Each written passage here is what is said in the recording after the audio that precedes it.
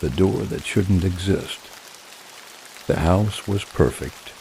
That's what they all thought when they pulled into the long, overgrown driveway, hidden beneath a canopy of ancient oaks.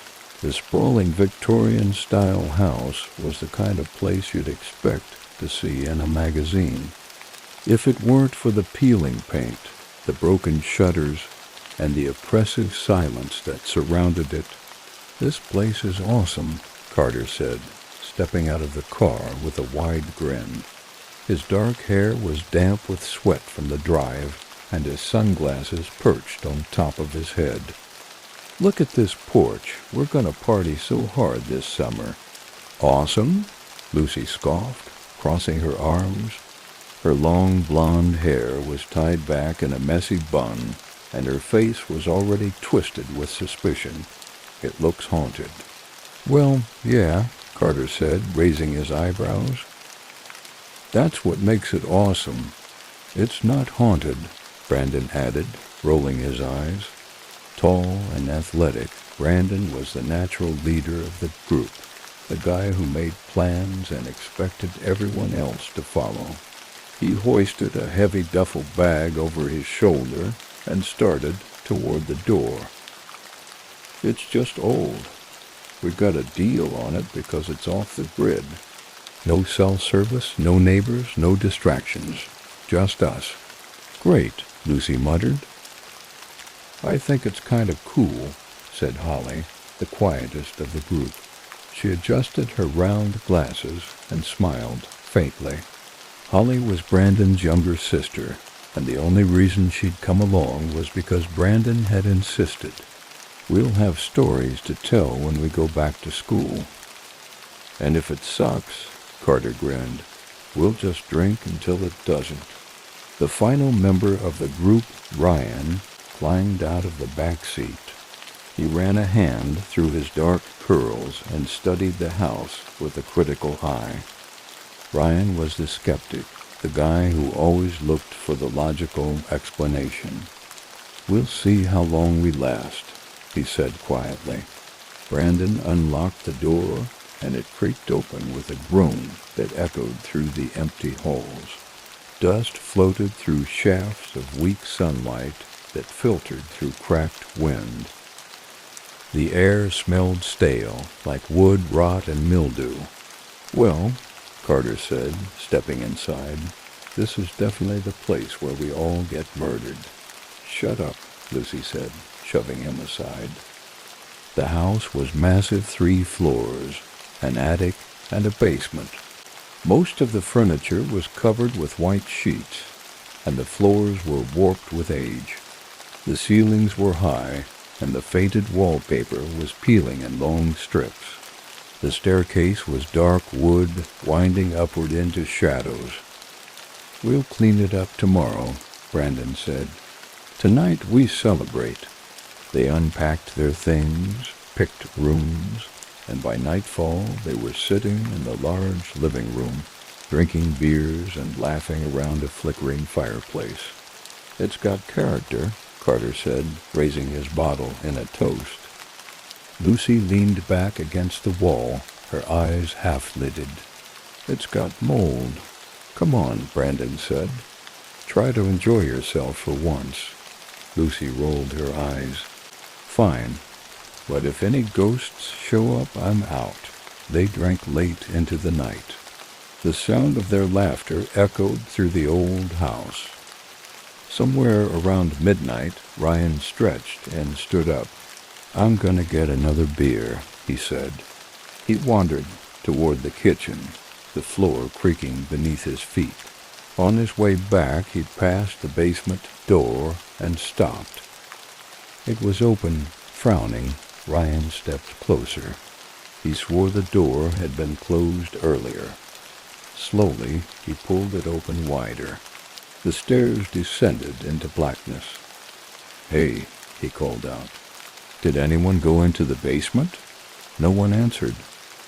Ryan sighed. He was halfway down the stairs when he saw it. A door. It stood at the far end of the basement, just beyond the glow of the single hanging bulb. An old wooden door with iron hinges and a heavy metal latch. The strange thing was, he was pretty sure the door hadn't been there earlier. Ryan stepped closer. His pulse quickened as he reached for the latch. "Dude," Carter's voice called from the top of the stairs. "What the hell are you doing?" Ryan glanced back. Carter was squinting down at him, a half-empty beer bottle dangling from his hand. "There's a door," Ryan said. "Yeah, basements tend to have those." "No, this one's different." Ryan grabbed the latch and yanked it open. The door swung outward with a groan of rusted metal hinges. Behind it was another room. It was furnished an old four-poster bed, a wardrobe, a vanity with a cracked mirror.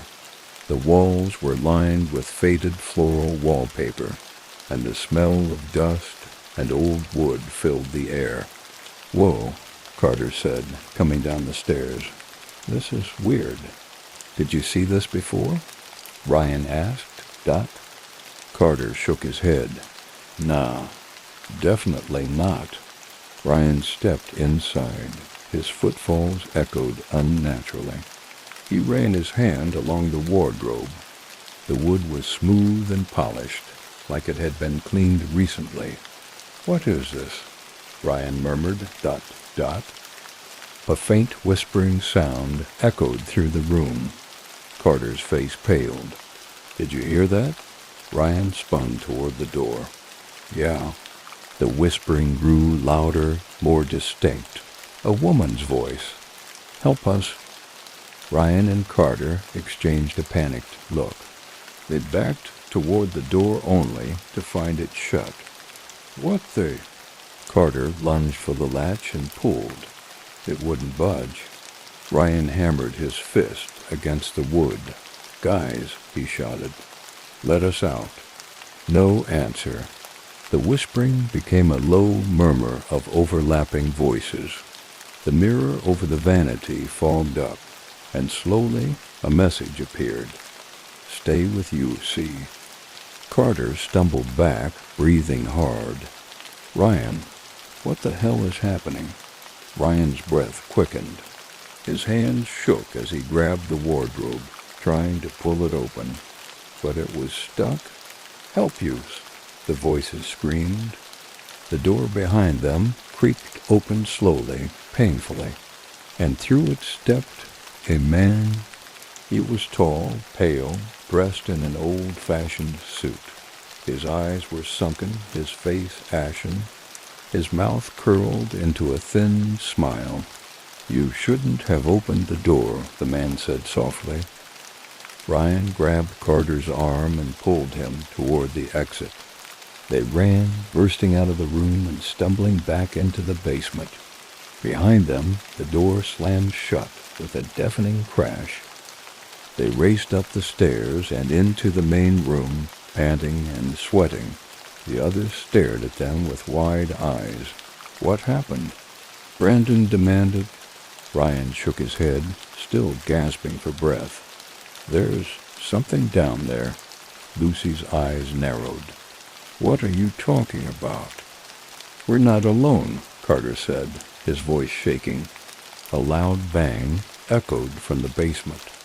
The whole house trembled, and then the whispering began again, this time louder. "Stay with us?" And somewhere down in the basement, the door creaked open again. Ryan lay awake in his room, heart pounding in his chest. It had been 2 hours since the incident in the basement, and he still couldn't calm down. Every time he closed his eyes, he saw that door, the rotting wood, the fogged mirror, and the man in the suit with those dead, sunken eyes. Carter sat on the floor at the foot of Ryan's bed, his knees pulled to his chest. He hadn't spoken much since they'd come upstairs. He kept glancing toward the door, flinching at every creak of the house. What the hell was that? Carter finally whispered. Ryan rubbed his face with both hands. "I don't know. I mean, it wasn't a person. Not really." I've never seen anything like that, Carter muttered. And I've seen some weird shit, man. Ryan sat up, lowering his voice. We can't stay here. We have to leave tomorrow. You think the others will go for that? They will, Ryan said. They saw how freaked out we were. Just then, a knock sounded at the door. Carter flinched violently. Ryan stood and opened it. Brandon stood on the other side, arms crossed. His face was calm, but his eyes betrayed the tension underneath. We need to talk, Brandon said. Ryan followed him downstairs into the living room, where Lucy and Holly were already sitting on the couch. Lucy's arms were wrapped around herself, her face pale and drawn. Holly sat stiffly, twisting a silver ring around her finger. Okay, Brandon said. Someone needs to explain what happened. Ryan hesitated. Carter sat down beside Lucy, his hands trembling. There was a door, Ryan said, in the basement. Yeah, we know, Brandon said, frowning. No, you don't. Ryan shook his head. It wasn't there before. Carter and we went inside. There was a room, like a bedroom, but old, and there was someone inside. Someone? Holly whispered. A man, Carter said, his voice hoarse. Tall, pale, wearing an old suit. He said we shouldn't have opened the door. Lucy laughed bitterly. Oh, great. So we're in a haunted house now? It's not funny, Ryan said. That thing, whatever it wasn't human. We need to leave, Carter said. Lucy scoffed. That's ridiculous. It's the middle of the night, and this place is miles from civilization. Where would we even go? We'll drive, Ryan insisted. In the dark? Through those roads? Lucy shook her head. No way, Brandon sighed. Okay, everyone calm down. Maybe it was just a prank. Ryan stared at him. A prank? Seriously? Look, Brandon said. I'm not saying you guys didn't see something, but maybe it was just some squatter, or maybe this house has some old structural thing going on. Secret rooms, old hallways, these places are full of that kind of stuff. Then why were there voices? Carter shot back. Why did the mirror fog up? Ryan added. And why did the door open by itself? Carter whispered. Brandon didn't answer. Tomorrow morning, Ryan said, we pack up and leave. First thing. Brandon hesitated, then finally nodded. Fine. A loud bang erupted from the ceiling above them. Everyone froze. What the hell was that? Lucy whispered. Another bang louder this time. The sound of footsteps, heavy, deliberate, echoed down from the upstairs hallway. Is someone up there? Brandon hissed. They all stood. Brandon grabbed a fireplace poker from beside the hearth. I'm going up there, Brandon said. Don't, Holly said, clutching his arm. Please, just stay here. No, Brandon said. If someone's screwing with us, I'm going to put an end to it. He started toward the stairs, ... Ryan followed, heart hammering. Carter stayed close behind. Lucy and Holly hung back by the fireplace, their eyes wide. Brandon crept down the hall toward the sound of the footsteps. The door to Lucy's room stood slightly ajar. Brandon raised the poker. Slowly, he pushed the door open. The room was empty. I swear I heard something, Ryan whispered. Brandon stepped into the room, Ryan following. Carter hovered by the doorway. Then they heard a quiet sound, like scratching. It was coming from the wall. Do you hear that? Carter whispered. Brandon knelt and pressed his ear against the wall. He went pale. Someone's inside the wall. Ryan's heart seized. What? Brandon pulled back, his eyes narrowing. There's something behind the wall. He dropped the poker and pressed his hands against the plaster. Suddenly, a deep thud came from behind it. Brandon jerked back. What the hell? Carter whispered, ... Ryan's gaze swept the room. His eyes landed on the far side of the wall where the old wardrobe stood. He moved toward it. Ryan, Brandon warned.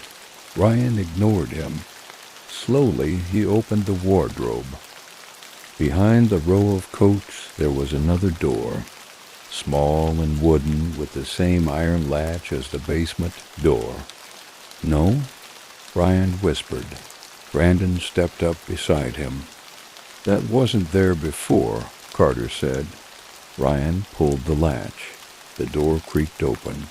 The inside was wrong. It opened into a long corridor, too long to fit inside the house's walls. The walls were stone, wet with moss. It stretched away into darkness, faint whispers drifting through the damp air. Where does that go? Carter whispered.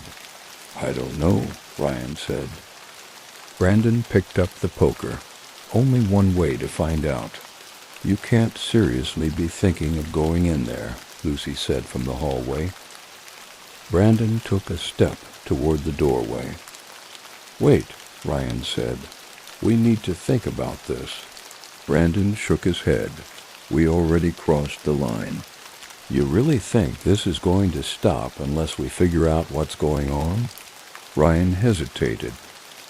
Brandon turned and walked into the passage. Brandon! Holly cried. Ryan cursed and followed after him. Carter swore under his breath and ran after them. Lucy's voice followed them from the hallway. You're all insane. The corridor stretched on. Cold moisture clung to the walls, and the air was thick and humid. The ground beneath their feet was wet and uneven. A low rumble vibrated through the walls. A distant noise like something massive shifting in the dark. We should go back, Carter whispered. We can't, Brandon said. They passed doorways, wooden doors with iron latches. Ryan didn't look at them. The feeling of being watched grew stronger with every step. They rounded a corner and froze. A figure stood at the end of the hall. It was the man from the basement. He was dressed in the same old suit. His face was expressionless. Brandon raised the poker. Who are you? The man's mouth curled into a smile. His eyes were dark and endless. You shouldn't have opened the door, he said. The corridor trembled. The man stepped forward, and his face began to change. His mouth stretched unnaturally wide. His eyes turned pure black, his limbs elongated. Oh, shit, Carter whispered. The walls pulsed as the corridor darkened. The sound of whispering filled the air. Brandon swung the poker. The man vanished. The floor beneath him buckled. Ryan screamed as he fell into the darkness below. Ryan hit the ground hard. The breath rushed from his lungs as he slammed into something cold and wet. His ears were ringing, his body aching all over. For a moment all he could hear was his own ragged breathing and the distant sound of dripping water. A groan sounded nearby. Ryan? Ryan sat up, gasping. Carter lay a few feet away, clutching his side. Brandon was further back, sitting up and rubbing his head. The iron poker lay on the ground beside him. What happened? Carter coughed. Ryan's head swam as he struggled to his feet. The floor beneath him was slick stone, coated in moss and shallow water. His shoes were already soaked through. His hands were scraped raw. We fell, Ryan said, his voice rough, into wherever this is. Brandon picked up the poker and stood. He squinted into the darkness. "We're not in the house anymore," Brandon muttered. A dim light flickered overhead, sickly yellow, like the glow of an old bulb. The walls were made of ancient stone, lined with veins of dark moisture. The hallway stretched out in both directions, disappearing into shadow. Ryan turned to look behind them. There was no hole, no ceiling above them, no sign of where they had fallen from. "We have to get out of here," Carter said. "No shit," Brandon muttered. He raised the poker and tested the weight in his hand. "We pick a direction and start walking." "Wait," Ryan said. His eyes narrowed. "Where's Lucy and Holly?" Brandon's face darkened. "They weren't with us when we fell," Carter said. His voice trembled. "Oh, God, what if they're still up there?" Ryan's stomach clenched. He opened his mouth to speak, then stopped. A sound echoed through the hallway. Scratching. It was soft at first, almost like nails dragging across stone. Then it grew louder, closer. Ryan turned toward the sound. A pale shape moved at the edge of the light. "What the hell is that?" Carter whispered. Brandon lifted the poker. "Get behind me." The figure stepped closer. The light flickered. It was Lucy. "Lucy!" Ryan gasped, rushing toward her. Her face was pale, her eyes wide and glassy. Her clothes were soaked, hair hanging in wet strands around her face. "Lucy, are you okay?" Ryan asked, gripping her shoulders. Lucy's mouth opened, slowly, but her eyes were wrong. They were black, completely black. "Ryan," Carter whispered. Lucy's mouth curled upward into a smile. Her head tilted unnaturally to the side. "I found you," she whispered. Ryan stumbled back. "You're not?" Lucy's hand shot out, grabbing Ryan's wrist. Her grip was ice cold. Ryan screamed as her fingers squeezed too strong, inhumanly strong. Brandon swung the poker. It smashed into Lucy's arm with a dull crack. She released Ryan and staggered back, black liquid dripping from her wrist. Lucy's face twisted into a mask of rage. Brandon lunged toward her, but Lucy suddenly retreated, her body dissolving into pale mist. She vanished into the shadows. "What the hell was that?" Carter shouted. "It wasn't her," Ryan panted, clutching his wrist. "It looked like her, but it wasn't." "Then where the hell is the real Lucy?" Carter demanded. Brandon shook his head. "We have to keep moving," Brandon said. "Come on." They pushed forward into the corridor. Ryan's heart hammered in his chest.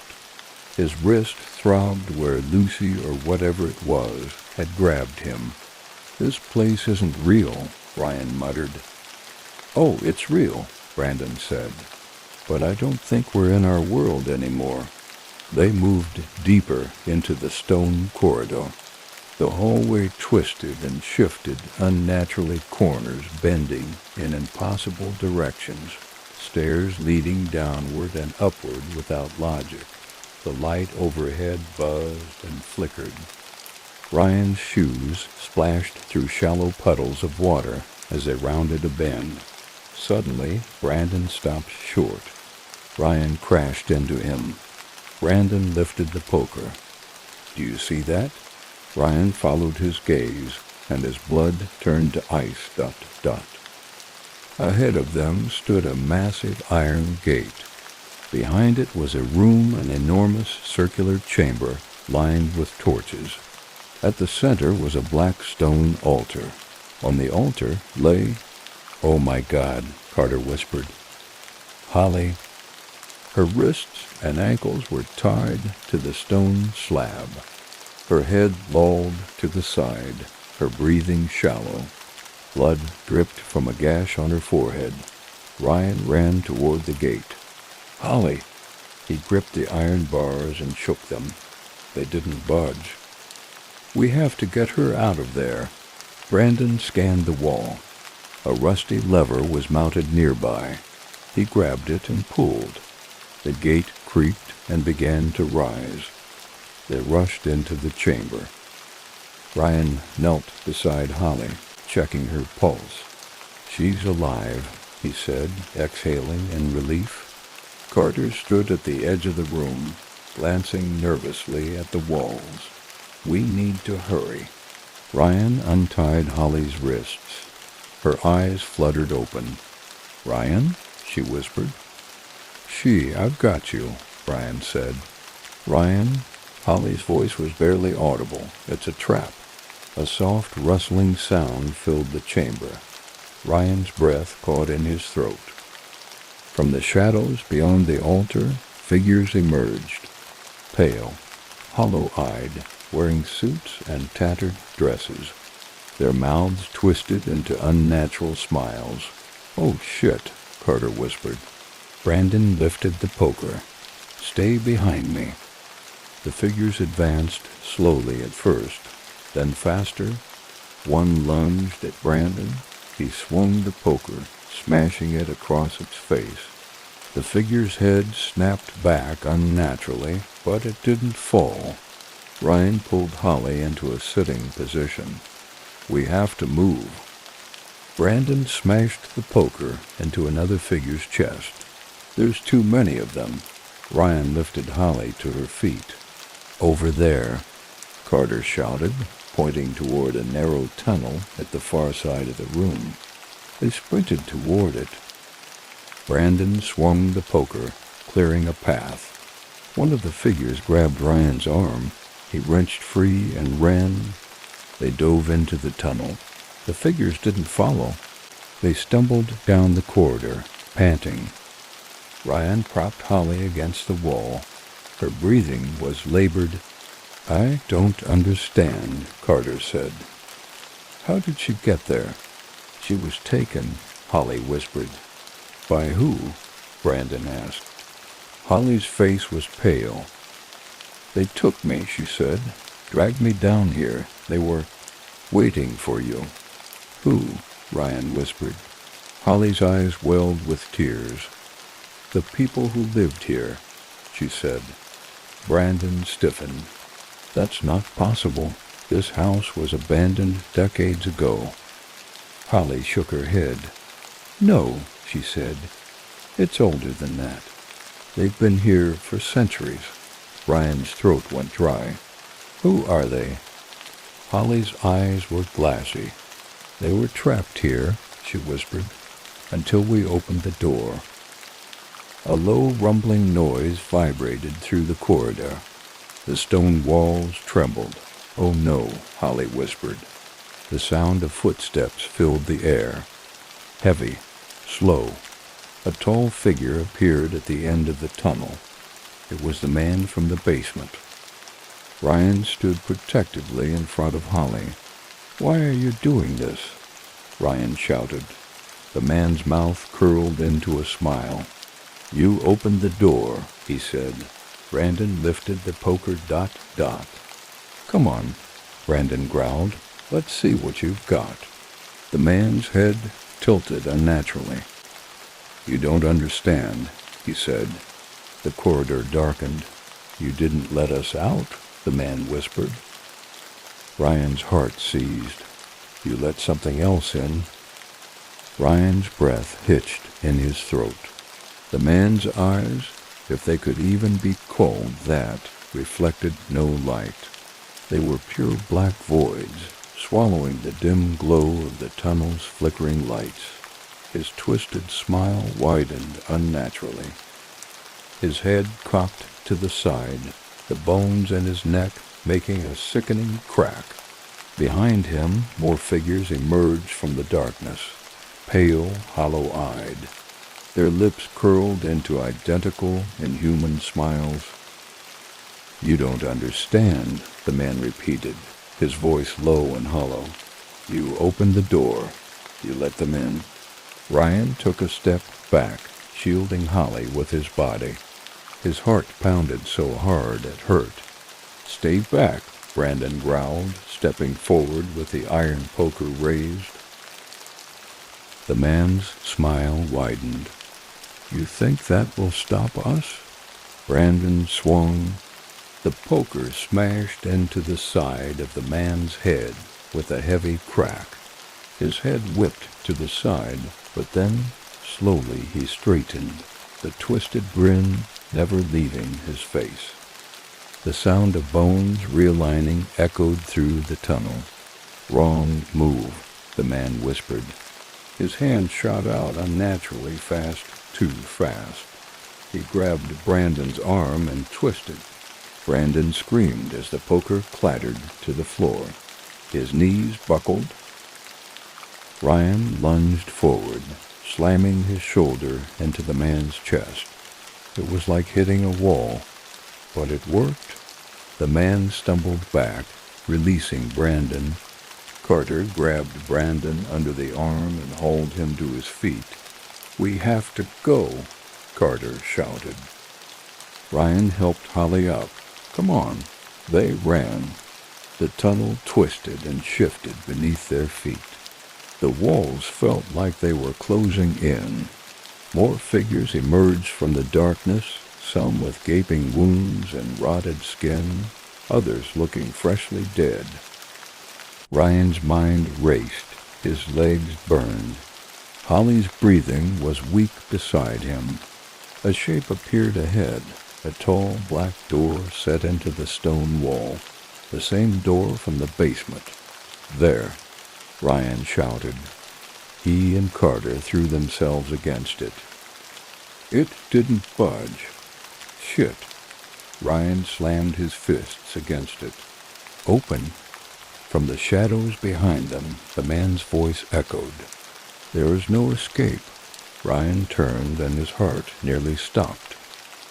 The figures were closing in, but now they were shifting.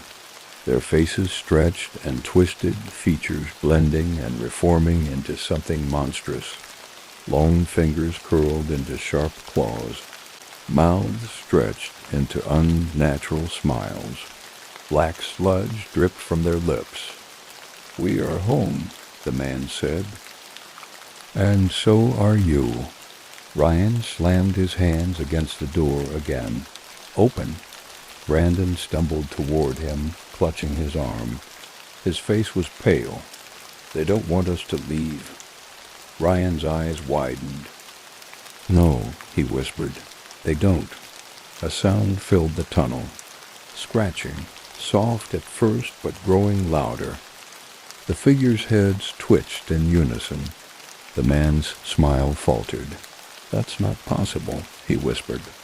The scratching grew louder, turning into a deep rumbling. The stone walls shook violently. Dust fell from the ceiling. Ryan turned toward the door and saw it.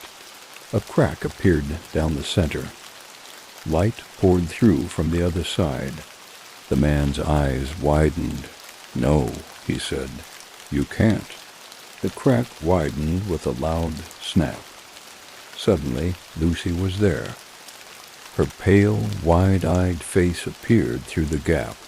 Her eyes were her own again, blue, not black. Ryan, she screamed. Come on. Ryan's breath caught. Lucy. The door was opening, but barely. The gap was narrow, just enough for one person at a time. Holly first, Ryan said. Brandon helped lift Holly toward the door. Lucy reached through, grabbing her hands and pulling her to the other side. Go, Ryan shouted. Carter scrambled through next. Then Brandon. Ryan turned to face the man. The man's face was changing now, his flesh sloughing away to reveal something dark and skeletal beneath. His mouth unhinged, black tendrils writhing within. You will not leave, the man growled. His voice was no longer human. The figures lunged forward. Ryan spun and Lucy screamed, Ryan! Ryan dove toward the door. Hands scraped at his back, fingers tearing at his shirt and skin. A clawed hand wrapped around his ankle. Ryan screamed. Lucy grabbed his arm and pulled hard. The claw dug into Ryan's leg. Pain shot through him. He screamed, and then suddenly he was free. Lucy yanked him through the door. Ryan tumbled to the ground as the door slammed shut behind him with a deafening boom. Silence. Ryan lay on his back, chest heaving. The cool air stung his lungs. His leg throbbed with pain. Lucy hovered over him, tears in her eyes. "Ryan, oh my God, are you okay?" Ryan coughed. "I think so." Brandon stumbled toward them. Carter was already checking Holly's pulse. "We made it," Brandon said, breathless. Ryan sat up and froze. They were back in the basement. The concrete walls were cracked, but the door was gone. Only bare stone remained where it had once stood. Lucy helped Ryan to his feet. His legs shook beneath him. "I saw you guys disappear," Lucy said. "It was like the whole basement was folding in on itself. Where the hell were we?" Brandon whispered. Ryan shook his head. "I don't know." A soft, creaking noise made them all turn. From the far side of the basement, the old wooden stairs leading to the main floor had collapsed completely. "We need to get out of here," Carter said. Ryan nodded. He helped Holly to her feet. She was pale and trembling, but she could walk. Brandon found another set of stairs on the opposite side of the room. They climbed slowly, emerging into the main hallway of the house. The front door was open. They stepped outside into the night. Cold wind brushed against Ryan's face. He turned, looking back at the house. It was different now, smaller, older, its windows dark, its paint flaking. Lucy took his hand. "What now?" Ryan's jaw tightened. "We leave," he said. They walked down the driveway, no one speaking. When they reached the road, Ryan glanced back one last time. The house stood in darkness, but in one of the upper windows, a figure stood watching. Ryan's chest tightened. He stepped toward the road, then paused. A soft sound drifted from the house, scratching. The figure in the window smiled. Ryan's breath hitched. He turned away and kept walking. They walked down the dark road together, their footsteps fading into the night. Behind them, the house stood silent, the window empty, but the sound of scratching lingered soft and steady beneath the howling wind.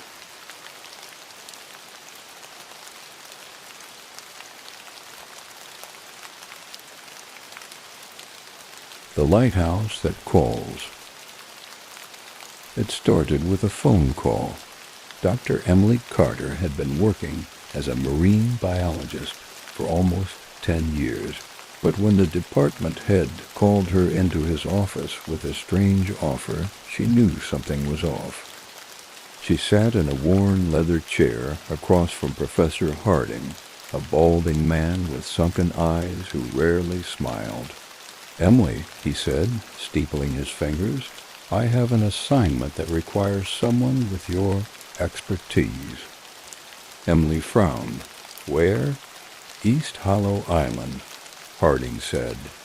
Her heart sank. East Hollow was the site of a now abandoned fishing village, about 40 miles off the coast. The place had a grim reputation: storm wrecks, missing sailors, strange sightings in the fog. The village had been abandoned decades ago, leaving behind nothing but the decaying lighthouse. Harding slid a folder across the desk toward her. "A research station was set up there last year," he said. "The last biologist stationed there, Dr. Elias Crawford, filed several unusual reports. Then he vanished. The Coast Guard searched the island, but they never found him. You would be picking up where he left off. Emily stared at the folder. What kind of unusual reports? Harding hesitated. Disturbances in the water. Anomalies in the local marine life. He also mentioned noises. Noises? A sound coming from the lighthouse. Emily felt a chill crawl up her spine. So why send me? Harding smiled faintly. Because you're the best we have. Emily stood at the edge of the dock 2 days later, a salty wind whipping her dark hair around her face. The boat was a small, weathered thing called the Mayflower, piloted by an older man named Joe Kavanaugh. He stood at the helm, chewing tobacco, his weathered face expressionless. Bit late in the season to be heading out to East Hollow, Joe said, his voice rough with age. Emily zipped up her jacket. I don't mind the cold. Joe gave her a knowing look. It's not the cold you should be worried about. The trip to East Hollow took 3 hours. The sea was restless, choppy waves crashing against the boat's hull. Emily watched the horizon until the jagged outline of the island came into view. The lighthouse rose from the cliffs like a stone fang, its white paint chipped and weathered by the element. Joe pulled the boat alongside a rotting dock. You sure you want to stay here?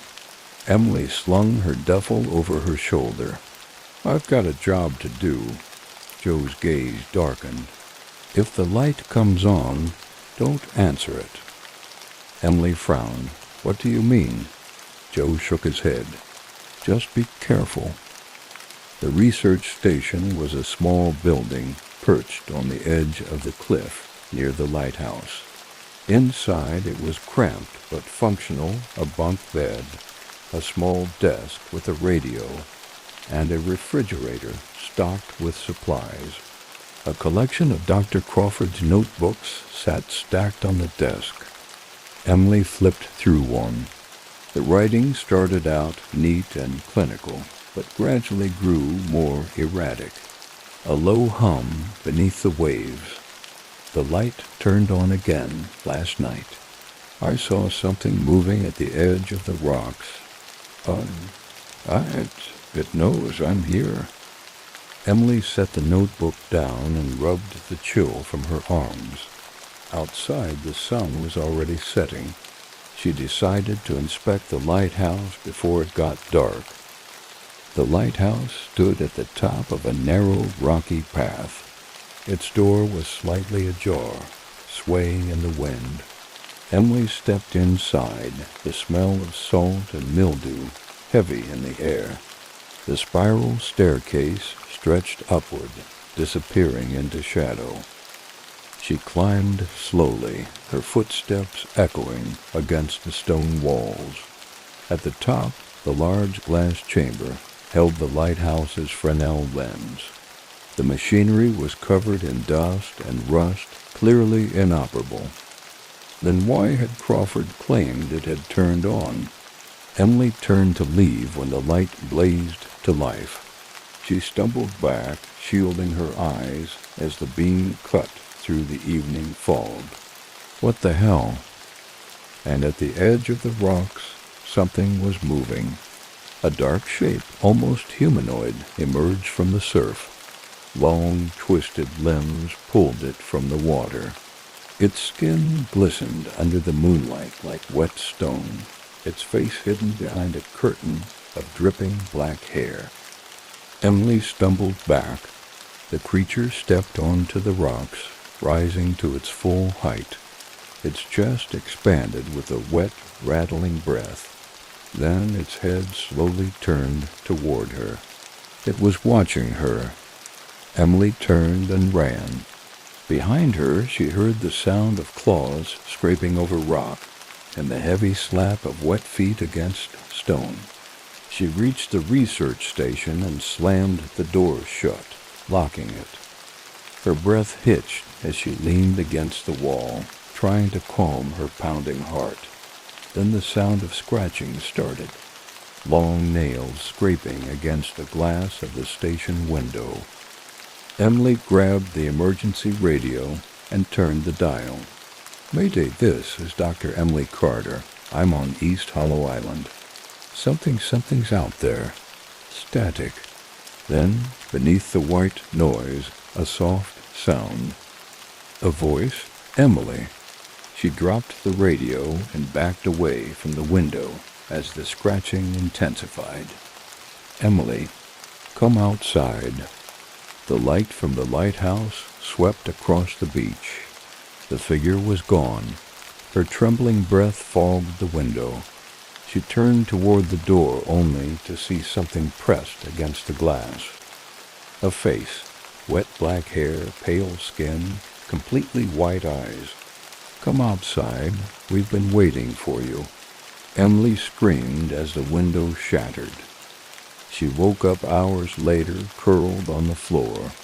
The room was dark, and the lighthouse beam was no longer sweeping across the water. The glass window was shattered inward, the floor wet with seawater. Emily sat up slowly, her head throbbing. Then she noticed something in her hand, a shell. She stood and stepped toward the broken window. The beach below was empty, but there were wet footprints leading away from the research station. Out toward the water, Emily's radio crackled. "Calling all vessels in the area, this is the Coast Guard. Repeat, East Hollow Island, abandoned lighthouse." Emily snatched it up. "Hello, this is Dr. Carter. Static. Repeat, Dr. Elias Crawford reported missing. No sign of distress." Emily's blood turned cold. Dr. Elias Crawford had gone missing months ago. "Come outside. We're waiting." Emily didn't sleep that night. She sat on the floor of the research station, the broken window boarded up with pieces of an old wooden crate she'd found behind the station. Her hands were shaking as she gripped a mug of cold coffee, her breath fogging the chilled air. The radio sat beside her, silent now except for the occasional crackle of static. She'd heard his voice, Elias Crawford's voice, but Elias was dead, or at the very least, missing. The wet footprints on the shore were gone now, washed away by the tide. But the memory of the creature's pale face pressed against the glass was burned into her mind. She needed to get off this island. But when she tried the satellite phone in the storage closet, all she got was static, the same when she tried the emergency radio, cut off. Emily's gaze drifted toward Crawford's notebook on the desk. His handwriting was frantic near the end. "The light comes on at night.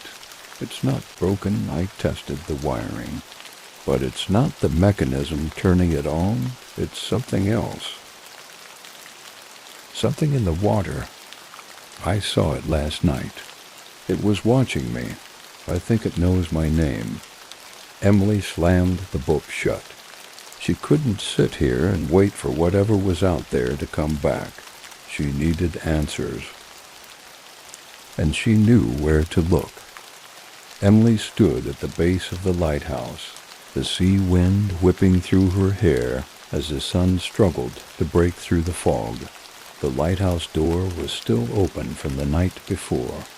She stepped inside and climbed the spiral staircase, her footsteps echoing off the damp stone walls. At the top, the lens was dark, but the floor beneath it was wet. Seawater pooled around the base of the machinery. Emily crouched down and touched it. Ice cold. A whisper echoed through the glass. "Emily." She spun around. No one was there. "Emily, come down to the water." She backed away toward the stairs, breathing hard. Her foot brushed against something metal.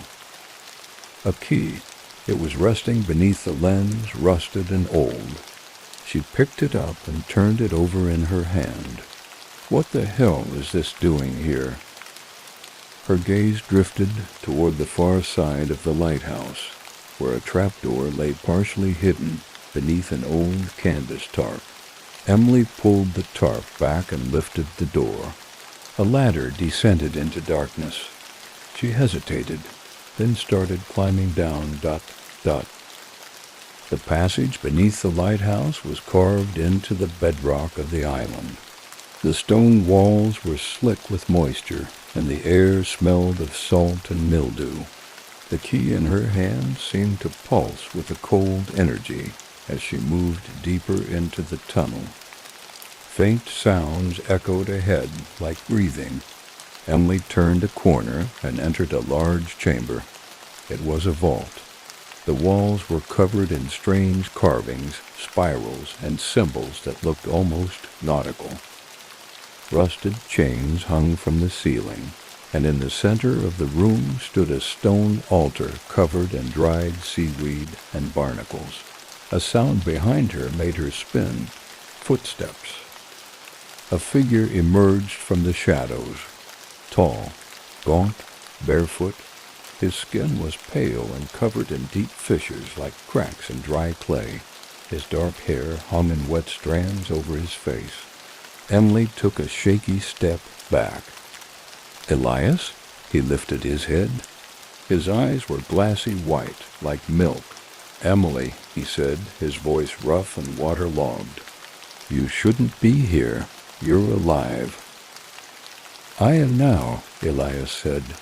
His mouth twisted into a crooked smile. But I don't know how much longer. Emily's breath hitched. What happened to you? Elias stepped toward her.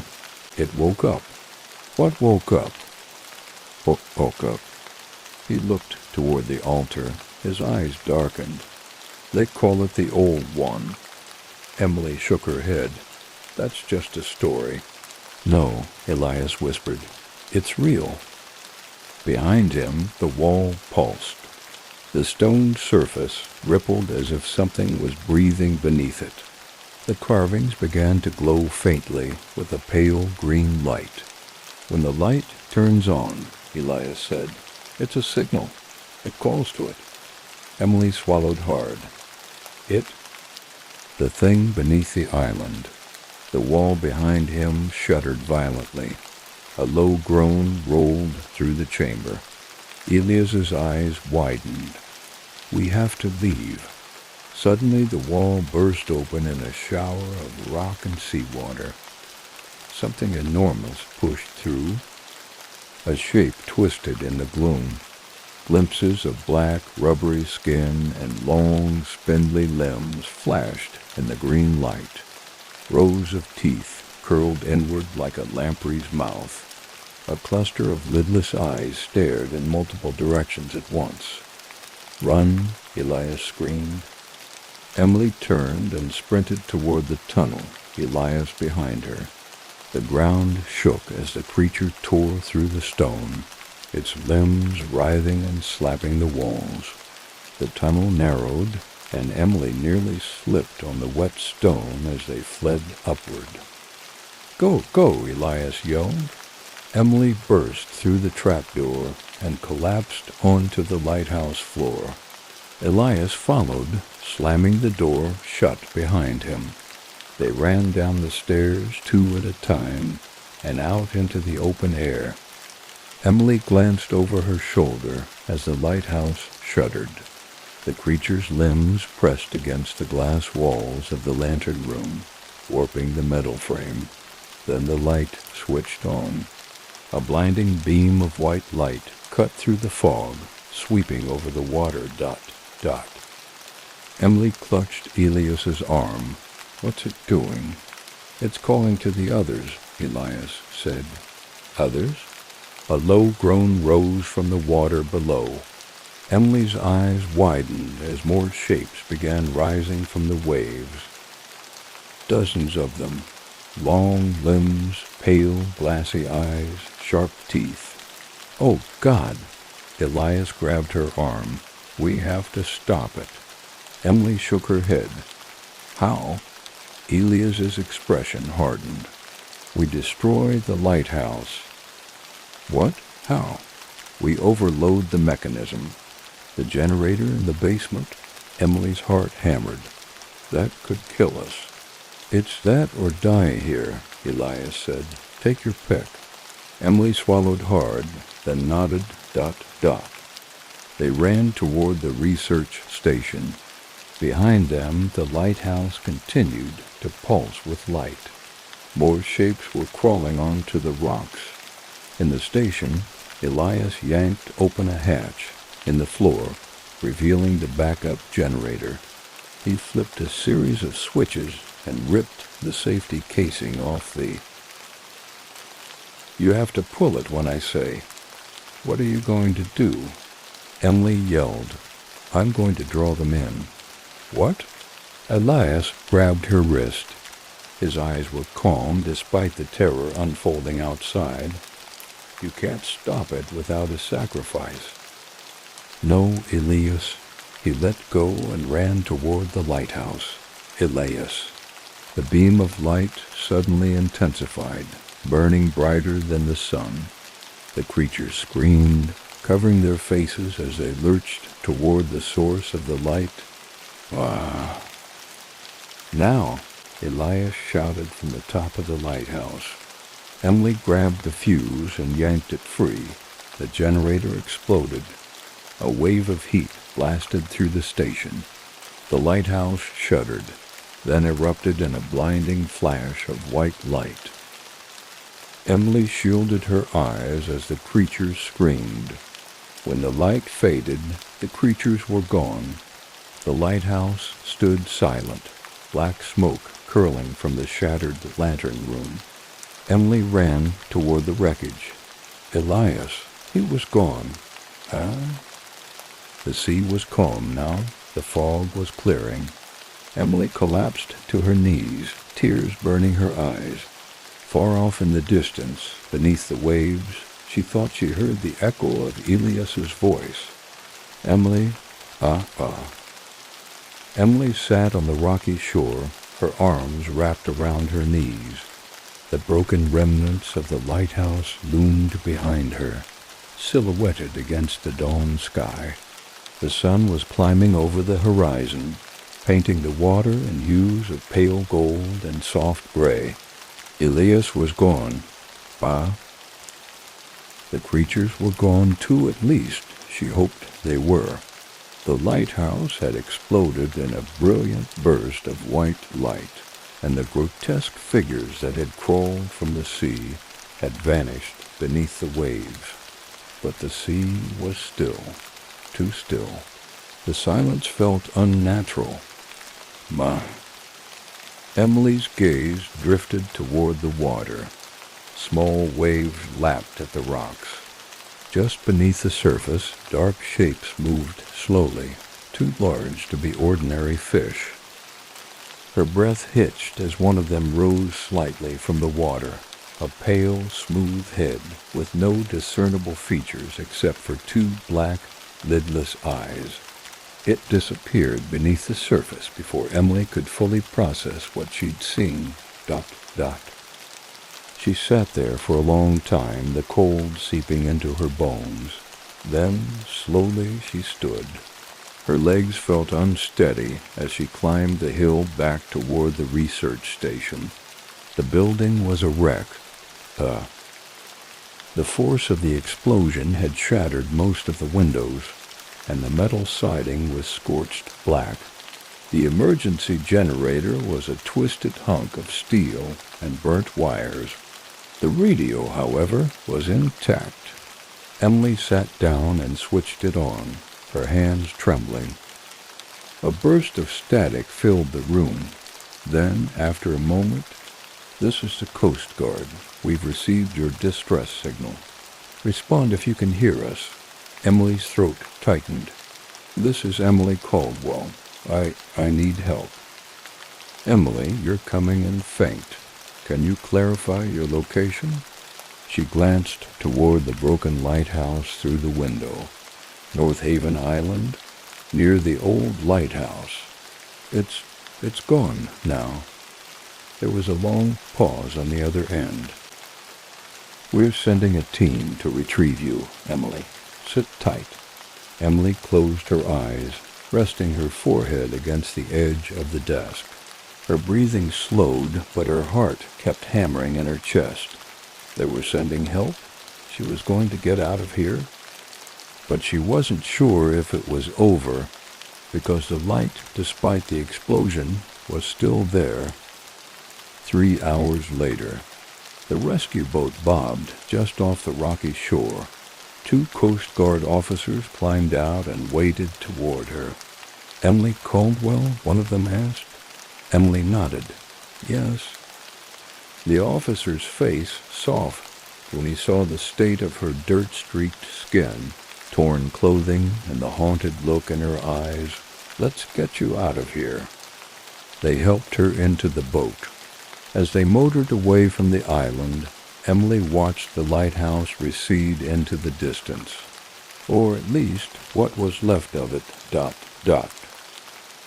The top of the structure was completely destroyed. The glass from the lantern room was gone, the twisted iron frame barely holding together. But even with all the damage, the base of the tower still stood tall. And then, impossibly, a faint beam of white light flickered at the top of the tower. Emily's breath hitched. "Do you see that?" One of the officers followed her gaze. "See what?" "The light. It's back on." The officer frowned. "Miss, the lighthouse was destroyed. There's no power running to it." But she saw it, a soft pulse of white light. Emily gripped the side of the boat. "It's still working. Just close your eyes," the officer said gently. "You've been through a lot." Emily forced herself to look away from the lighthouse, but that flicker of light stayed imprinted on the back of her eyelids. 3 weeks later, Emily sat at her kitchen table, a hot cup of coffee growing cold in her hands. She hadn't been sleeping. Every time she closed her eyes, she heard the sound of the sea. And sometimes, if she lay still enough, she could hear the soft creaking of the lighthouse's beams and the sound of water dripping onto stone. She'd given her statement to the authorities, told them everything except for the creatures. She knew they wouldn't believe her. Hell, she barely believed it herself, but the nightmares wouldn't go away. The sound of Elias's voice haunted her. That moment when he had run toward the lighthouse, knowing what would happen. Her phone vibrated on the table. She picked it up and glanced at the screen. A text from an unknown number. "Come back." Emily's chest tightened. Her hands trembled as she typed out a response. "Who is this?" Another message appeared immediately. "Come back to the island." Emily stood, her heart racing. Her hands were sweating. Her phone vibrated again. This time it was a voicemail. With shaking hands, she played it. A soft voice crackled through the speaker. "Emily, it's me." Her breath caught in her throat. Elias's voice. "Emily, I need you to come back. It's not over. It's waking up. Please, hurry." Her hand flew to her mouth, then static. The call ended. Emily stumbled toward the window, looking out at the gray morning sky. For a long moment, she stood there, her heart thundering in her chest. She couldn't go back, but the light was still on. And Elias, what if he was still alive? The phone buzzed again. One last message. Follow the light. 1 week later, Emily stood on the deck of a charter boat, the wind whipping her hair as the island came into view. The lighthouse was still standing, but something was different. The light was no longer white. It was red. As the boat approached the rocky shore, Emily could see shapes moving beneath the surface of the water. Dark shapes. The boat captain glanced nervously toward the island. "Are you sure about this?" Emily's mouth was dry. "I don't have a choice." The boat pulled up beside the dock. Emily climbed out and walked toward the ruined lighthouse. Halfway up the rocky path, she saw him.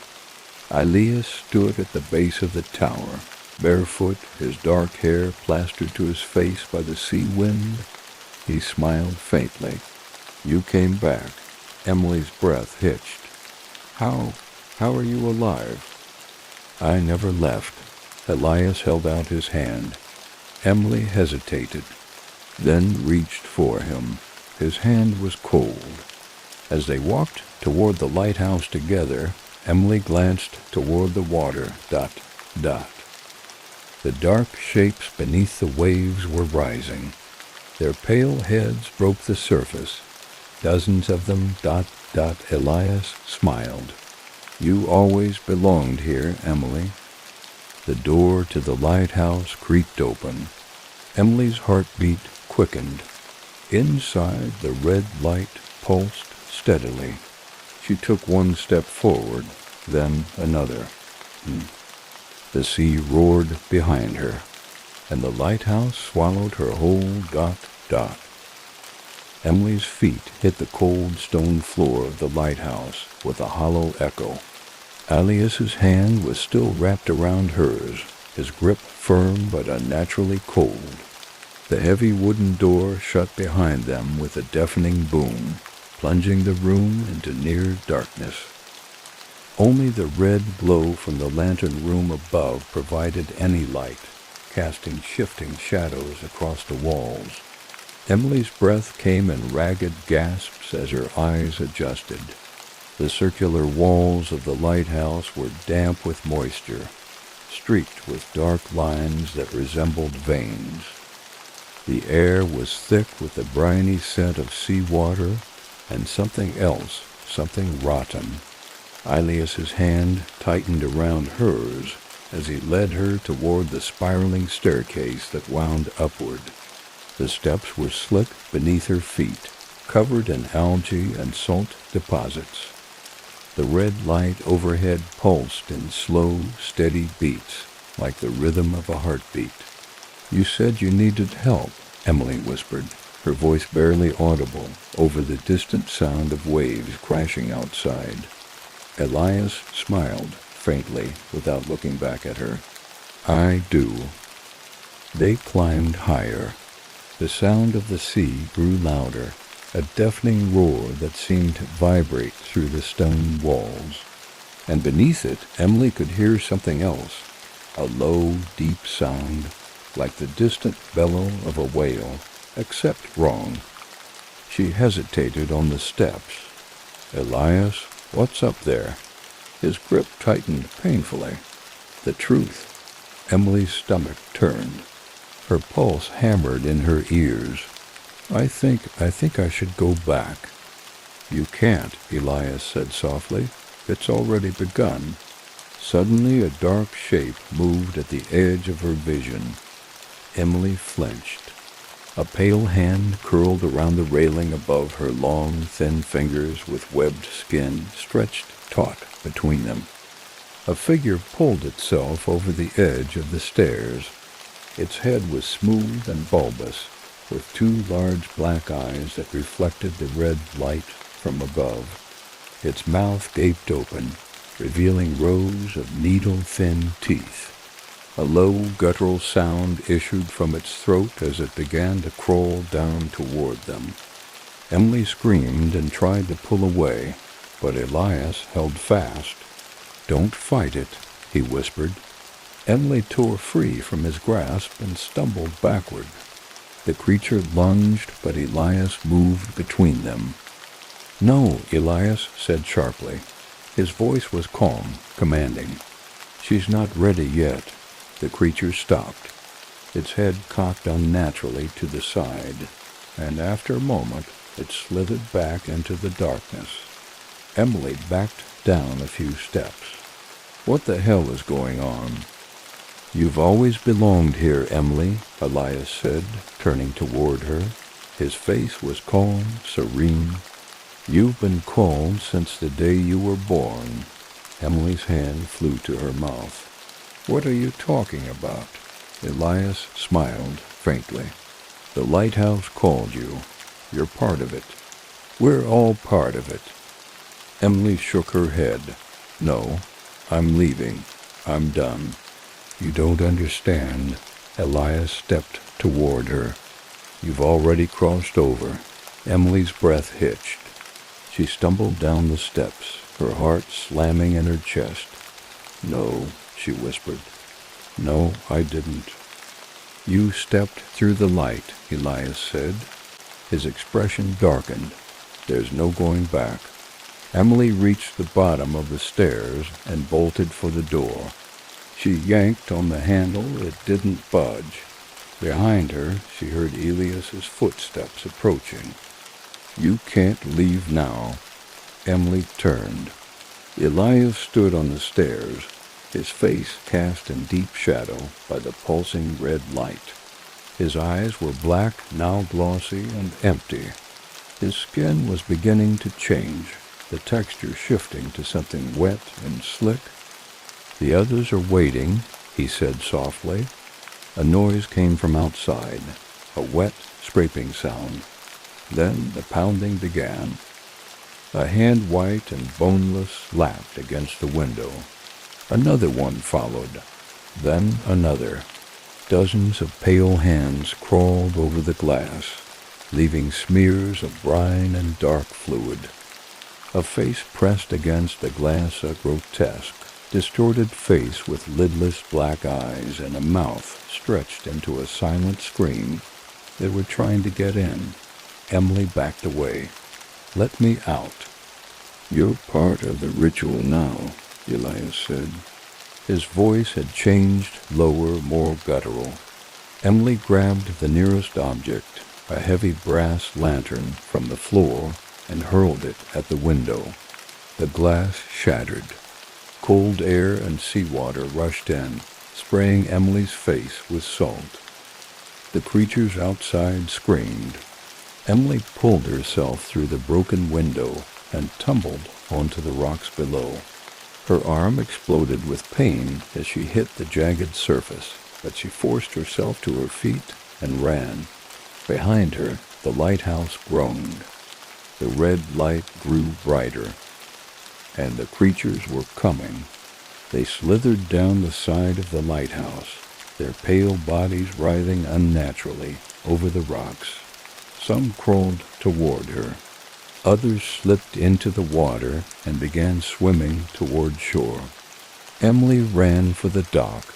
The rescue boat was still there, tethered to the dock, bobbing in the dark water. She reached it, throwing herself over the side.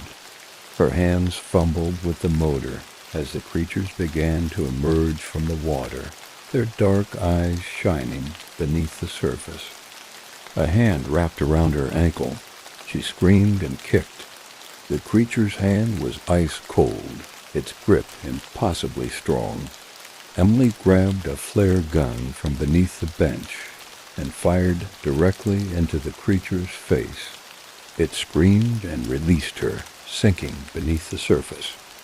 The motor roared to life. Emily shoved the throttle forward, and the boat shot away from the dock. She watched as the lighthouse grew smaller in the distance. The red light pulsed faster. And then, with a sudden, concussive boom, the entire lighthouse collapsed in on itself. A massive wave surged outward from the shore, lifting the boat and nearly capsizing it. Emily gripped the wheel and steered toward open water. She didn't stop until the island was nothing more than a dark smudge on the horizon. 2 months later, Emily sat in a small apartment, her hands wrapped around a mug of tea. Rain tapped gently against the window pane. The television in the background was tuned to the news. Officials have confirmed the collapse of the North Haven lighthouse, believed to have been caused by structural weakness. No casualties were reported. Emily's eyes darkened. She picked up her phone and scrolled through her messages. One new message. No number attached. You left too soon. Emily's hands trembled. She stood and crossed the room to the window. Beyond the rain, she could just make out the distant line of the sea. A light blinked on the horizon, a faint red glow. Emily backed away from the window, her breath shallow. The phone buzzed again. Come back. Emily dropped the phone. The light outside blinked steadily. Her heart hammered in her chest as a dark shape rose from the water far out at sea. And then another, and another. A low sound drifted through the night, deep and mournful, the call of the sea, and the light pulsed, waiting.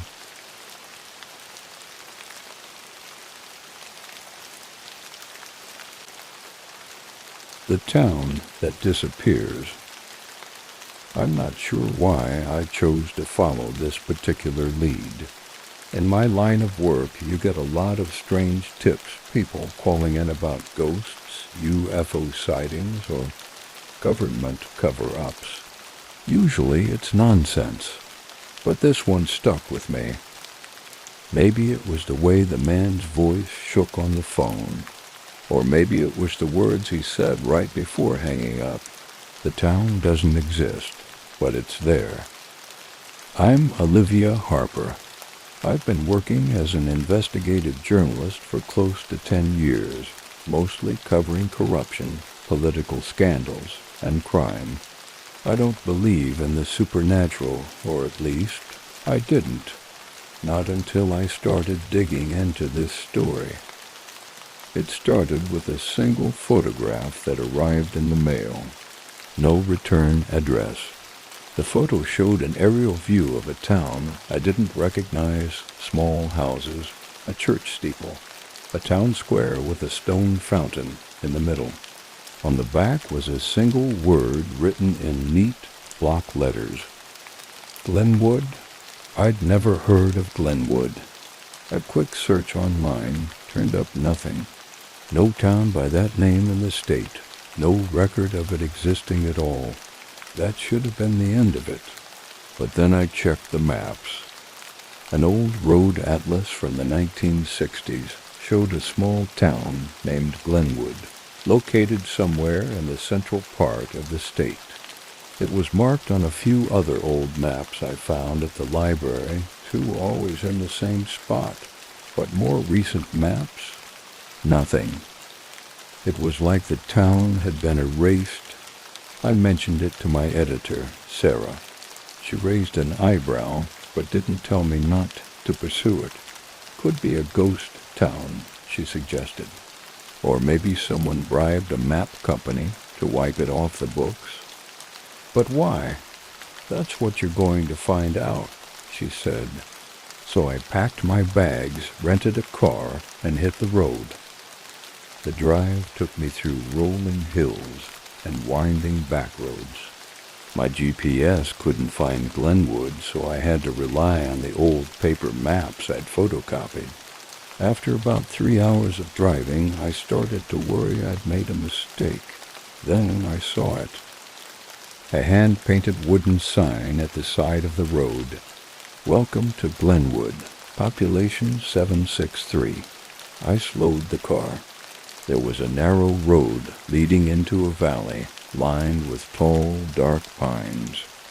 At the bottom, I saw the town from the photograph, a quaint cluster of houses, a white church steeple, and the stone fountain in the square. As I drove down the road, I passed a woman standing near a general store. She wore a faded green dress and a wide-brimmed hat. She smiled and gave me a little wave as I passed. It seemed normal. I pulled into the town square and parked near the fountain. A few people were milling around a man unloading supplies from a truck, 2 kids riding bicycles. No one seemed particularly surprised to see me. I got out of the car and approached the nearest person. a man in his 60s wearing a denim jacket and a friendly smile. "Excuse me," I said. "I'm looking for Glenwood." "This is it," the man said with a chuckle. "You've found it. How long have you lived here?" "My whole life," he said. "We don't get many visitors, though." "What brings you out here?" "I'm a journalist," I said. "I'm working on a story about forgotten towns." Glenwood came up in my research. The man's smile faltered for a brief second, but then it was back. "Well, I guess you found a real hidden gem. Let me know if you need anything. Folks around here are real friendly." I thanked him and walked toward the general store. A brass bell above the door chimed as I stepped inside. A young woman stood behind the counter, wiping down a jar of candy. "Welcome," she said brightly. "Can I help you with something?" "Just looking around," I said. The store was stocked with old-fashioned goods, glass soda bottles, canned preserves, penny candy. It was like stepping into the 1950s. "What's your name?" the woman asked. "Olivia." "I'm Grace," she said. She leaned forward, lowering her voice. "You're not from around here, are you?" "Nope.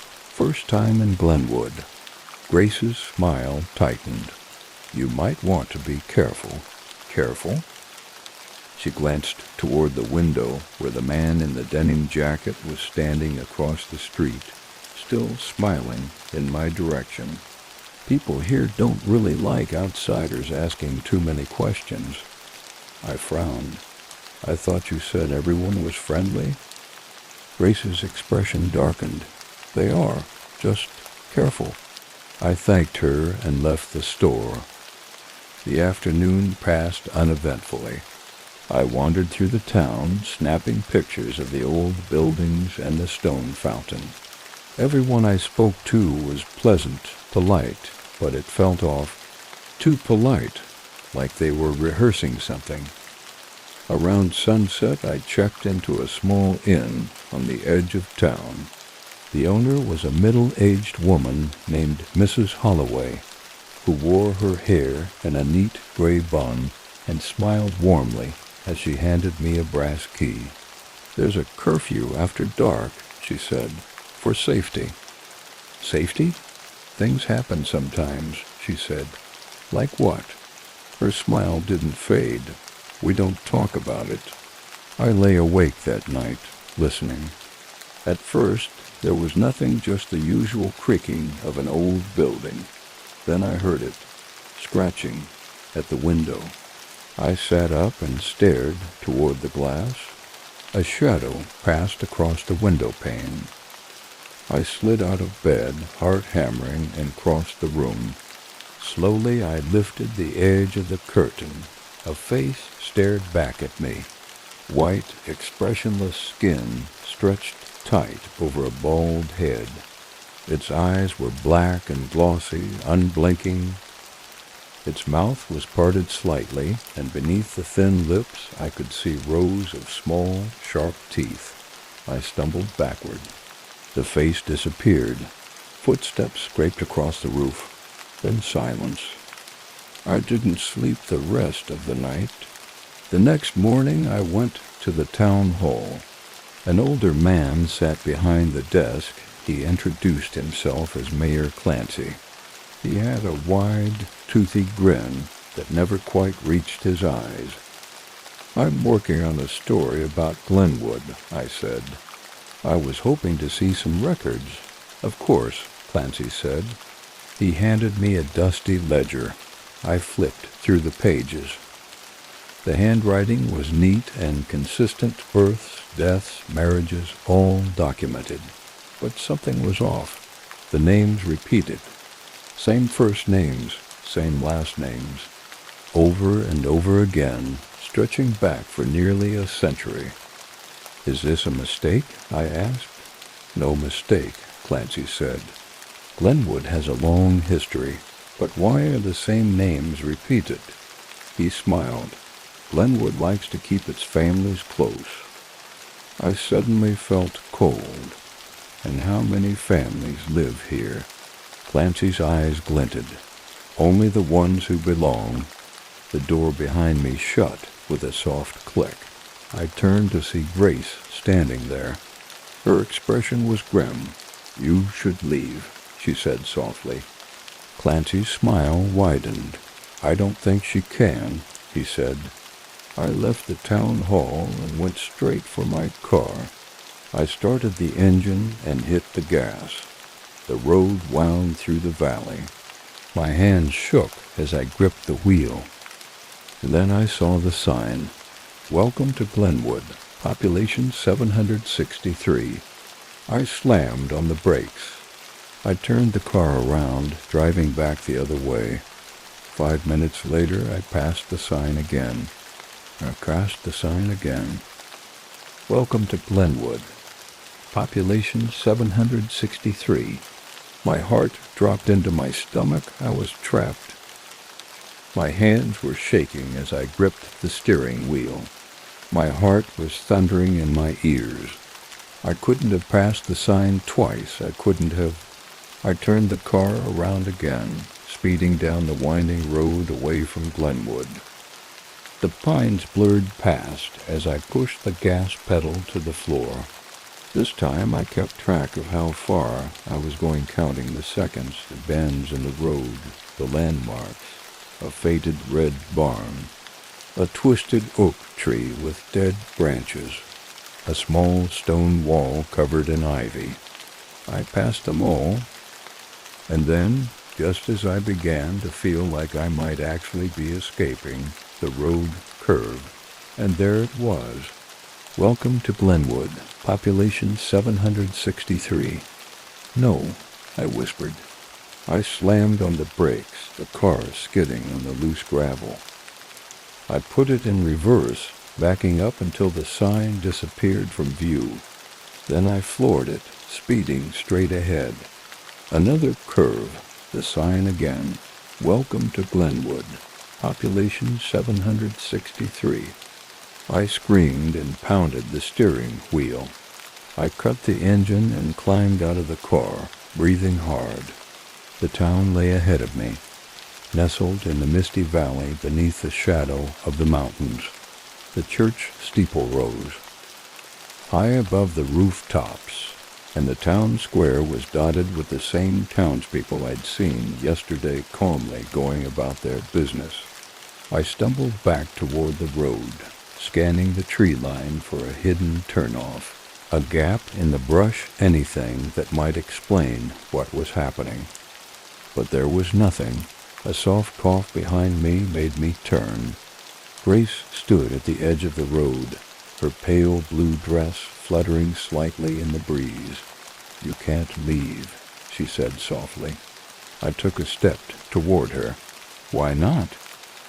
Her eyes darted toward the trees. "Because it won't let you." My mouth was dry. "What won't?" She shook her head. "Come with me." We walked toward the center of town. I could feel the eyes of the townspeople on me. Too many eyes. People sitting on porches, standing near market stalls, leaning out of windows, all of them watching me with two wide smiles and two still expressions. I followed Grace down a narrow side street and into a small house. It was old but clean, the furniture simple and carefully arranged. She gestured for me to sit at a small wooden table while she poured tea from a kettle that had clearly been sitting on the stove for some time. "You're not from Glenwood," I said. Her hands froze on the teapot handle for a moment before she smiled thinly. "No." "Then how did you get here?" Her eyes darkened. "Same way you did. I followed a map." "When?" 10 years ago." My stomach turned over. "And you've been here ever since?" She nodded. "I tried to leave at first. Everyone does. But you can't. The road always leads you back." "But why?" She hesitated, biting her lower lip. Then she leaned in close. lowering her voice. Glenwood isn't a town. Not exactly. Then what is it? It's alive. My breath hitched.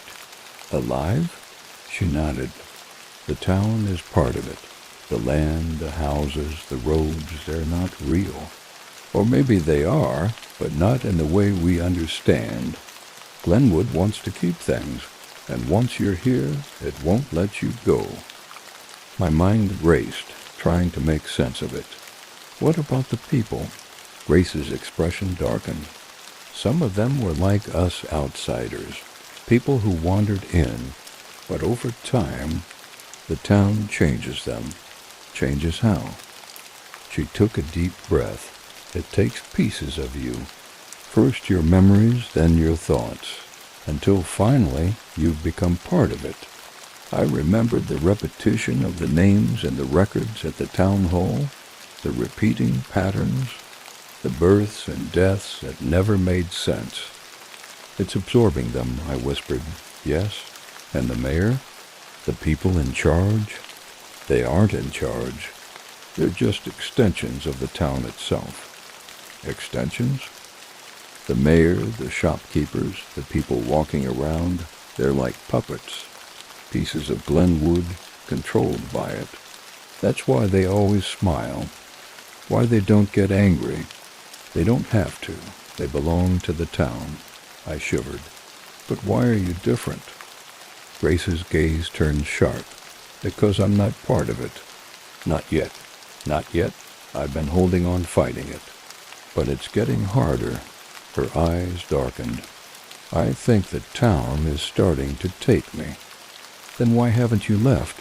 Grace's eyes filled with tears. Because my sister is here. I froze. What? They took her.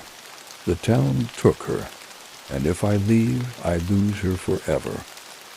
But if you stay, then maybe I can save her. A sudden knock at the door made both of us flinch. Grace stood and opened it slowly. The man in the denim jacket from the day before stood on the porch, smiling. Miss Grace, he said cheerfully, the mayor would like a word with your guest. Grace's hand tightened on the doorframe. Why? It's just a little chat, he said pleasantly. Nothing to worry about. I met Grace's gaze. She shook her head. She's resting, Grace said calmly. Maybe tomorrow. The man's smile didn't change. I wasn't asking. Grace stiffened. You can tell the mayor to wait. The man's smile widened, and his teeth glinted too sharp, too white. You know that's not how it works. Grace's hand moved to the side of the door.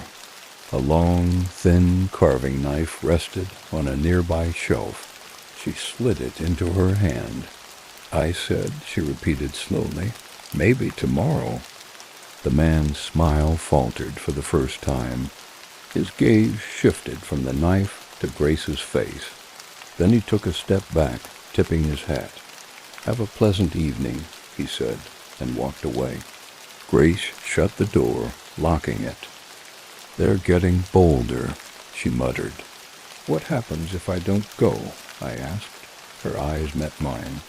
They'll come for you anyway. My mind raced. How do we stop it? Grace's face hardened. There's one way. How?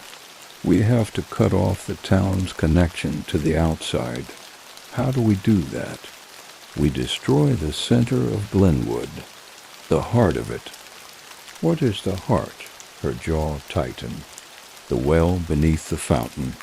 My blood ran cold. The well? She nodded. That's where it began, and that's where it ends.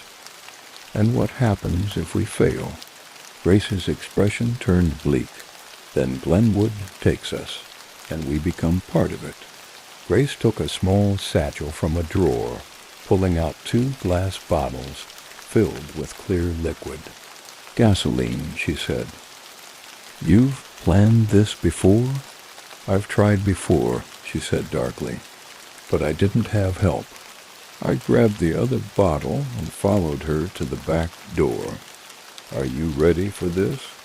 she asked. I took a deep breath and nodded. "Yeah." "We don't have much time," Grace said.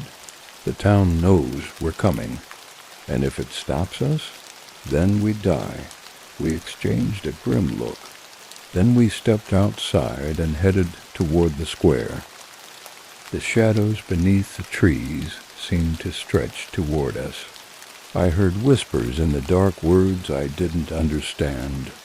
The town was waking up, and it was hungry. Grace led the way down the narrow alley behind her house, her steps quick and sure. My heart was hammering in my chest, the glass bottle of gasoline sweating in my hand. The town was different now. The streets were too quiet. The houses were too still. The air itself felt wrong, charged with an unnatural static, like the air before a thunderstorm. "It knows," Grace whispered. "It knows what we're going to do." I followed her toward the square, every shadow feeling like a threat. The windows of the houses lining the street were dark, but I could feel eyes behind the glass watching us. Silent faces peeking out from behind curtains. They didn't blink. They didn't move. It felt like the whole town was holding its breath. We turned a corner into the square. The fountain stood at the center, cracked and worn. Its weathered stone surface was carved with strange symbols, twisting shapes, and ancient lettering I couldn't understand. Water trickled weakly from its spout into a shallow pool. Grace stopped short, her hand tightening around her satchel. A crowd had gathered. Dozens of townspeople were standing around the fountain, their expressions blank and serene. A child in a white dress, an old woman with a twisted hand, a middle-aged man in a suit with mud-stained shoes. They were all smiling. At the head of the crowd stood the mayor. He smiled, too.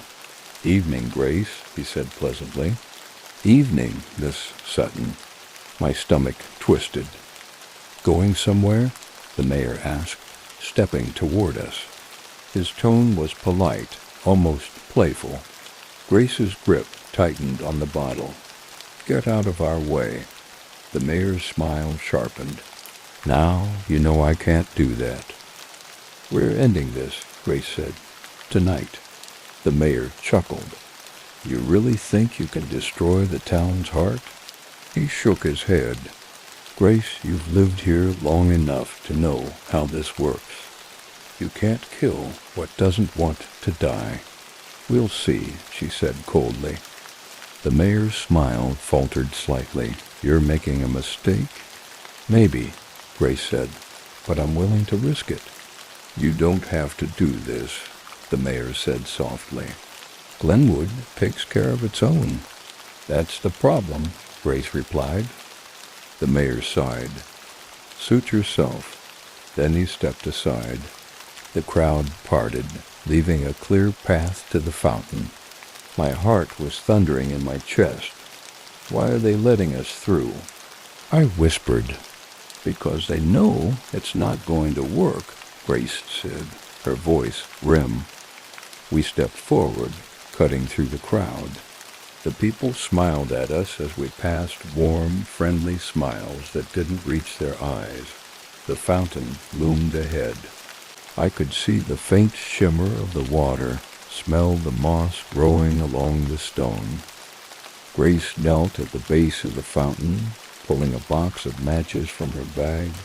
She handed me a bottle of gasoline. "Pour it in," she said. My hand shook as I unscrewed the cap and dumped the liquid into the fountain. The acrid smell of gasoline burned my nose. Grace emptied her bottle too, the clear liquid swirling on the surface of the water. When we were done, Grace stood and struck a match. "Grace," the mayor's voice was calm, "think about what you're doing. She ignored him. She dropped the match into the fountain. Foosh! The flames erupted instantly, racing across the gasoline-covered surface. Bright orange fire curled over the water, licking the edges of the fountain. The mayor's smile widened. That won't be enough. Suddenly the flames twisted. A black shape rose from the water, writhing and expanding smoke and shadow twisting into a form. My breath hitched. What the hell is that? It's waking up, Grace whispered. The shape took form as it crawled out of the fountain, a black figure with long, unnatural limbs and a body that shimmered with shifting darkness. Its face was pale and smooth, except for a wide mouth stretched unnaturally wide into a smile. It turned toward us. Its mouth opened. Welcome home. I stumbled back as it reached toward us with long, clawed hands. Grace grabbed my arm and pulled me away. The crowd watched calmly. None of them screamed. None of them even moved. Grace pulled a knife from her satchel and slashed at the creature's outstretched hand. It let out a low, guttural growl and withdrew. The mayor stepped forward, his smile widening. You didn't think it would be that easy, did you? We have to stop it, I shouted. How? Grace's eyes were wide and panicked. My mind raced. The town was alive, the people were part of it. But the center, the well, I said breathlessly. You said the well is the heart. Grace's eyes narrowed. Yes, if we destroy the well, we kill the town. I turned to the mayor. That's why you're standing here, isn't it? You can't let us near the well. The mayor's smile faltered. You'll never make it to the well, he said. We'll see about that, Grace said. She grabbed my hand and we ran. The square erupted into chaos. The crowd surged toward us as one. Their faces twisted unnaturally, mouths gaping into wide, sharp-toothed grins. Their eyes rolled back in their heads as they reached for us with claw-like fingers. We ducked and pushed through, Grace slashing with her knife. A man grabbed my arm and I kicked him hard, feeling his wrist snap beneath my boot. We reached the far side of the square. Where's the well? I gasped. There, Grace pointed to a narrow stone arch beneath the church steps. A heavy iron grate covered the entrance. I'll cover you, Grace shouted. She turned, knife flashing, as she fought off the advancing townspeople. I dropped to my knees and grabbed the grate. It was rusted and ancient but heavy. I pulled with all my strength. It wouldn't budge. I heard Grace scream behind me. Come on, I hissed. I tried again. This time Grace dropped to her knees beside me. Together we heaved metal groaning against stone, until with a shuddering snap the grate gave way. The dark mouth of the well yawned open beneath us. The shape from the fountain stood at the edge of the square, its dark, twisted form growing larger and more defined. Its mouth split open unnaturally wide, a deep black void stretching toward us. Get down there, Grace shouted. I climbed over the edge of the well and dropped down into the darkness. My feet hit damp stone and I stumbled.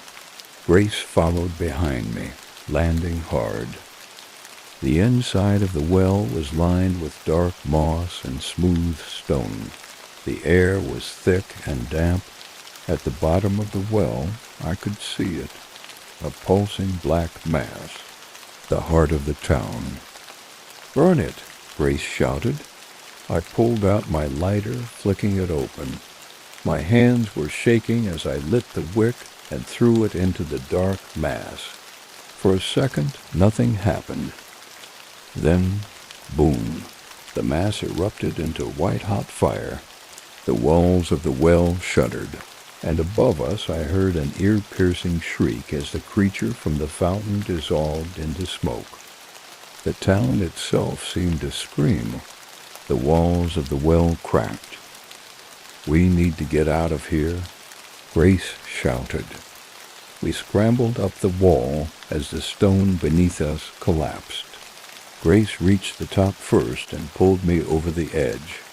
We ran as the town behind us began to collapse. The mayor stood at the center of the square, his face twisted with rage as the town crumbled beneath him.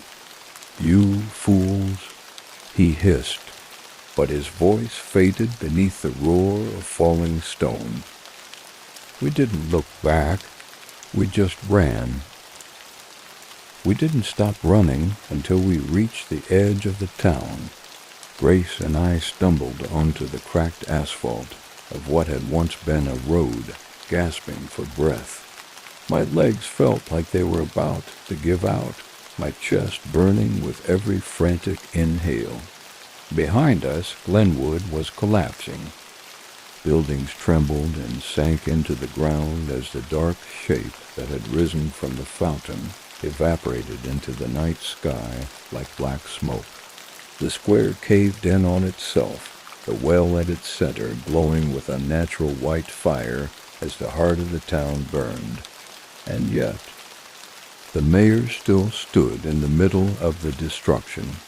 He was calm. His hands were folded behind his back as he watched the town crumble around him, his expression blank. "You think you've won?" His voice was cold and steady, even as cracks split through the cobblestones beneath his feet. Grace took a step forward, her breath ragged. "Looks that way." The mayor smiled faintly. "You have no idea what you've done." "We burned the heart," I said, swallowing hard. "The town is dying." The mayor shook his head slowly. The heart was only a vessel, a fragment of something older, something larger. "You didn't kill it." Grace's eyes narrowed. "Then what the hell did we just do?" The mayor's smile widened. "You woke it up." The ground beneath us shuddered. Grace's hand shot out, grabbing my arm as the earth beneath our feet shifted. I glanced back toward the center of town and froze. The smoke was gathering, swirling through the collapsing ruins, coalescing into a vast, shifting shape. It wasn't human. It wasn't anything I could name. Dark limbs, too many limbs, stretched upward toward the sky, twisting and folding unnaturally. At the center of the mass, I could see dozens of gleaming white eyes opening, one by one. They blinked in unison, fixing on Grace and me.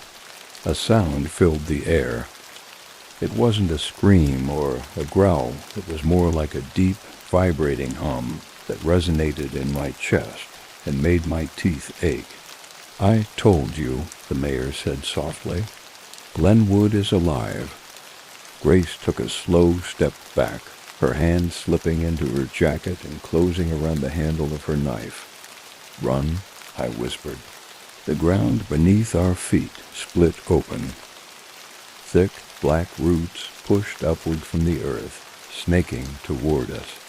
Grace slashed at one with her knife as it whipped toward her ankle. It recoiled, hissing, as dark liquid bled from the wound.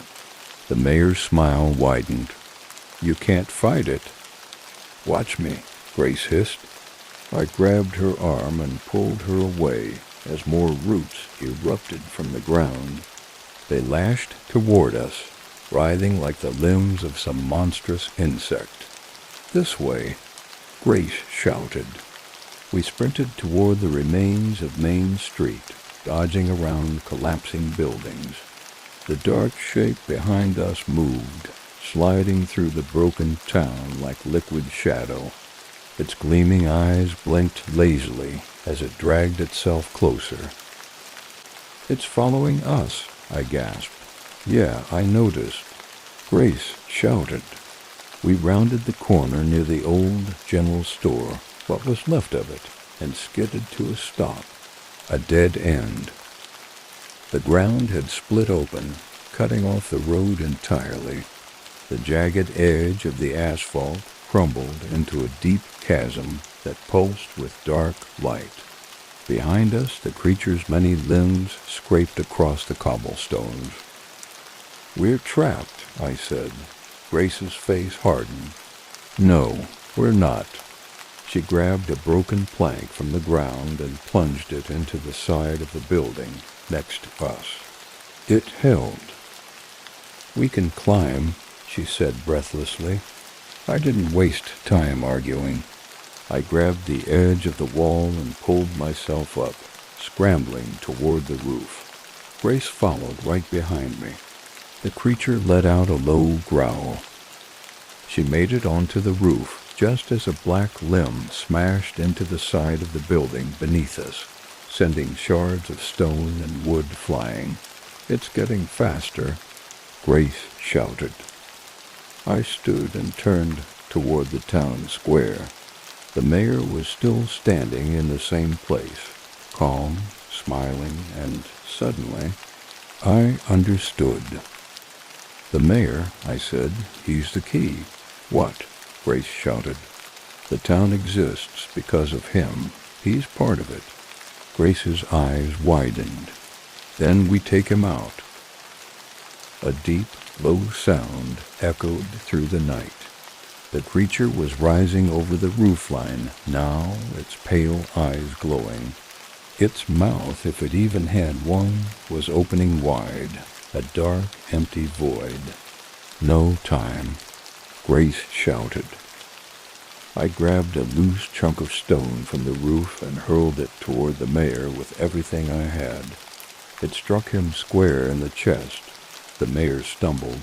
His eyes widened slightly, and then the creature froze. Its limbs shuddered. The light behind its eyes flickered. "Do it again," Grace yelled. I scrambled toward the edge of the roof and ripped a rusted pipe from the wall. I threw it at the mayor. It hit him hard enough to knock him to his knees. The creature writhed. Its limbs curled inward. Its glowing eyes faded. The mayor's smile finally disappeared. "You," his voice was cold, angry. "I told you," Grace said coldly, "we're ending this." She raised her knife and threw it. The blade buried itself deep in the mayor's chest. He staggered, gasping. A sound almost like the wind through bare trees echoed through the night. The mayor's eyes rolled back.